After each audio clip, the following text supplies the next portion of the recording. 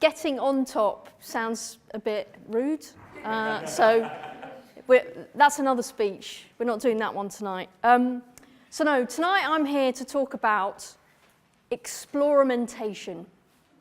Yes, this is a word that I made up to describe a combination of exploring and experimenting.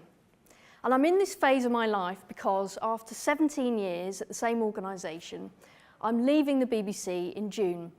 And so I'm trying to figure out, what do I do next? What's important to me? So to answer that question, I've got to take you back in time to the 6th of July, 2005.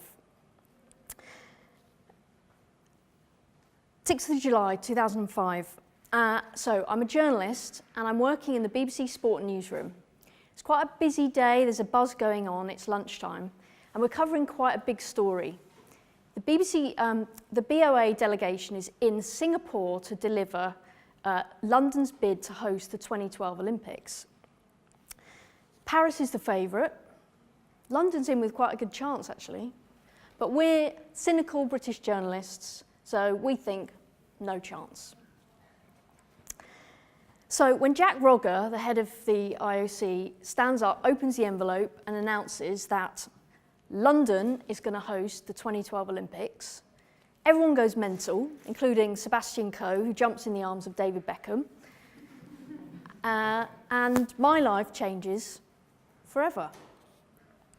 So over the next 7 years, that was my goal, working as part of this huge event that was coming to Britain, my home country, my home city. And I was working for BBC Sports, so my job. And by 2010, I was the Olympic sports editor, so I'm leading the coverage of the 26 Olympic sports, from canoeing and taekwondo and judo and archery, all the ones that you've probably never heard of.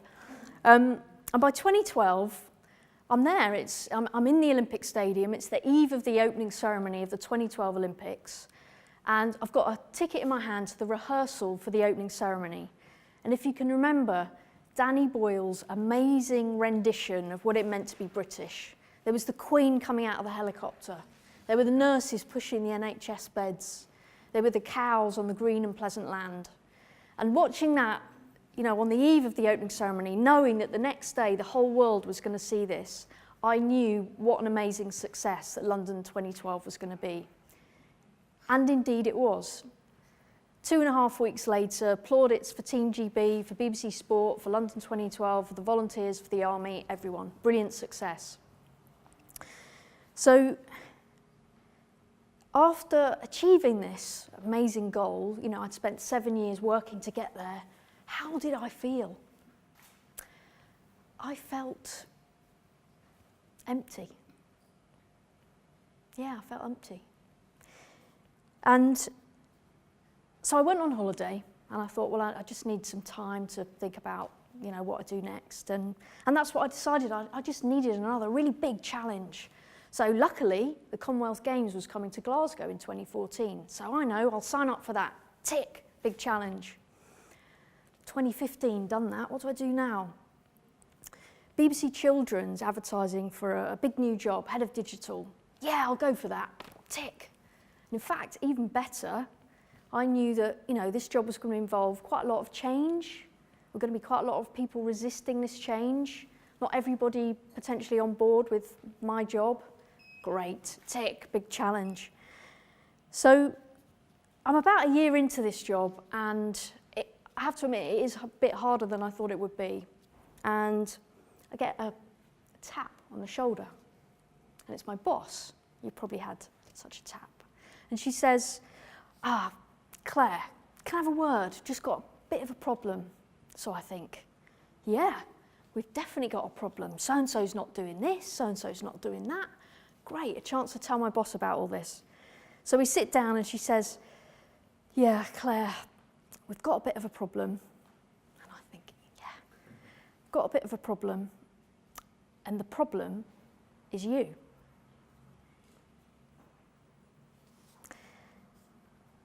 So at that point, I have a choice. I have a choice, which is, do I run away from this feedback? Do I blame others? Do I pity myself? Or do I embrace it and see it as an opportunity to do something about what I've heard? And that's what I do.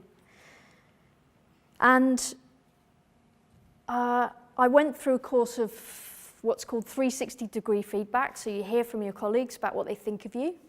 So that's pretty difficult. And I did that with a coach. And I worked with a coach. And through that work, I reflected on what I'd become. And I realized I'd become addicted to these goals. I'd become so goal-driven. It didn't really matter what I was achieving. It was just that there was something to achieve. And through working with my coach, I discovered something called the growth mindset. And in the growth mindset, problems and pressure are not things to fear, things to incur anxiety. They're opportunities to learn and grow. And since then, I've gone on to launch several successful projects, but the difference is that when I launched them, I didn't feel empty. I felt fulfilled because of the place that they came from. And I've also learned lots of other things along the way because I've prioritized learning. I've learned how to be a coach. I've learned how to use meditation to conquer my fear of flying. And I'm learning how to enjoy public speaking. So my final message to you tonight is, when you wake up tomorrow morning and you think, oh, I'm stressed about my job, what's on my to-do list, what have I got to do today? Don't think that. Think, how am I going to learn today? How am I going to learn? How am I going to explorament?